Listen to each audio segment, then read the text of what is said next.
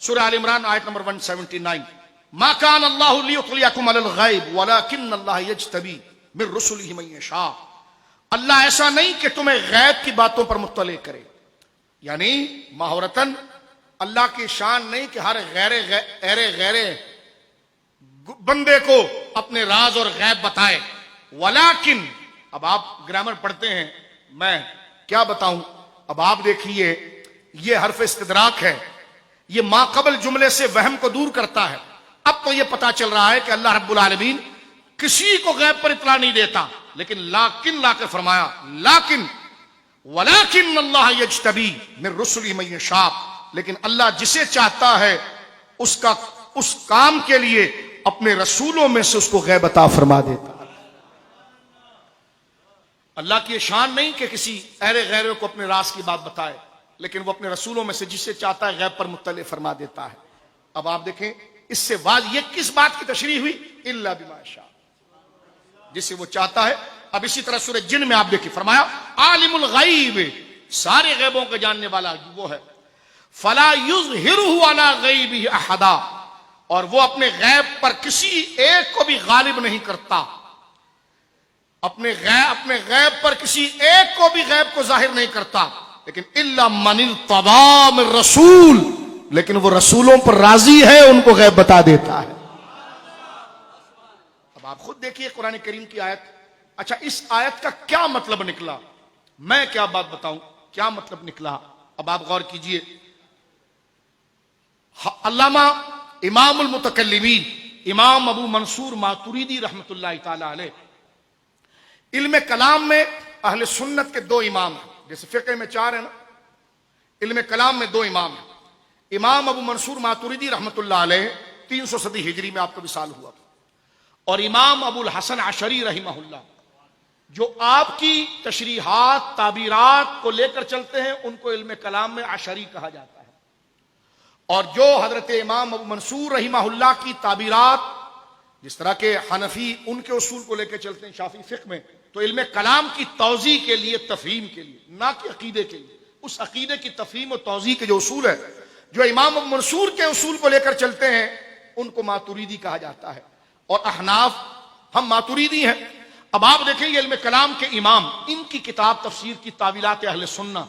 اسی آیت کریمہ کے تحت جو میں نے آپ کے سامنے سورہ آل عمران کی آیت نمبر 179 پڑھی ہے، توجہ رکھیے گا کہ ما کان اللہ لیطلعکم علی الغیب، اللہ رب العالمین اپنے غیب کو کسی پر ظاہر نہیں کرتا، الا من ارتضی من رسول ولکن اللہ یجتبی من رسلہ من یشاء، لیکن جس رسول پر وہ کو چاہتا ہے، میں مرادی معنی پیش کرتا ہوں کہ اس کو غیب بتاتا ہے۔ لوگ کہتے ہیں رسول کو غیب کی کیا خبر، میں نے کہا قرآن کہتا ہے خبر ہی رسول کو ہوتی ہے۔ عجیب سی بات، کیونکہ دیکھو جس کو نہیں ہوتی نا تو اللہ نے لاکن سے پہلے ذکر کیا، وما کان اللہ لیطلعکم علی الغیب، اللہ کسی غیرے کو نہیں بتاتا، پتا چلا غیرے کو غیب کی کیا خبر، لیکن آگے فرما رہا ولکن اللہ یجتبی من رسلہ من یشاء، لیکن وہ چنتا ہے رسولوں کو اور غیب بتاتا ہے۔ اس کا مطلب یہ کہنا رسول کو غیب کی کیا خبر، میں نے کہا بزرگوں رسول ہی کو غیب کی خبر ہوتی ہے، یہ قرآن میں بتا دیا، رسول ہی غیب پر مطلع ہوتا ہے، اگر وہ غیب پر مطلع نہ ہو تو رسالت کیسی، وہ غیب پر مطلع نہ ہو تو پھر رسالت کیسی، آگے میں انشاءاللہ العزیز اس کو بیان کرتا ہوں۔ قاضی اعظم رحمۃ اللہ علیہ نے اس چیز کو واضح کیا، اور قرآن میں یہاں پر اس سلسلے کو تفصیل کے ساتھ اللہ رب العالمین جل وعلا نے ذکر فرمایا، اس لیے قاضی اعظم فرماتے ہیں النبوۃ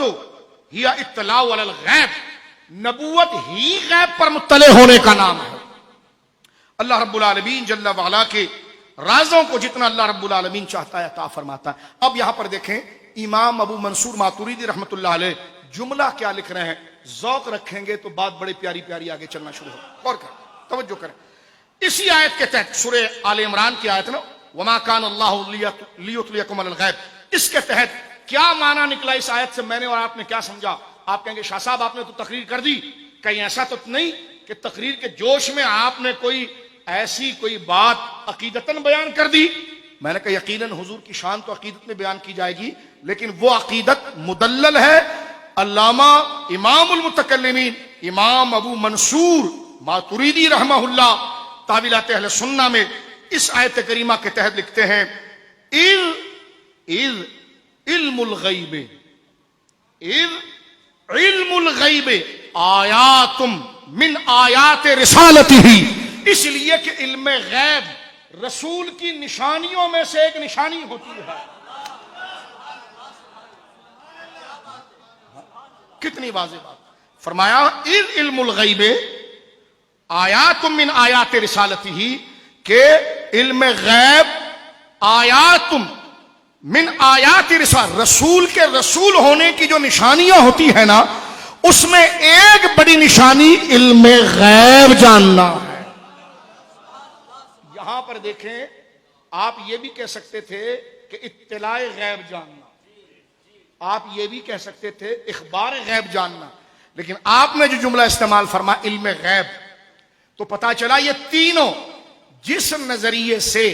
اطلاع الغیب جائز ہے، اسی نظریے سے علم غیب جائز ہے، کیونکہ وہ اطلاع ہی ہے، ذاتی نہیں ہے. تو اسی کی تعبیر میں جو لفظ علم غیب بولا جا رہا ہے، وہ اسی نیت سے بولا جا رہا ہے کہ وہ بھی عطائی ہے اور اطلاع ہی سے حاصل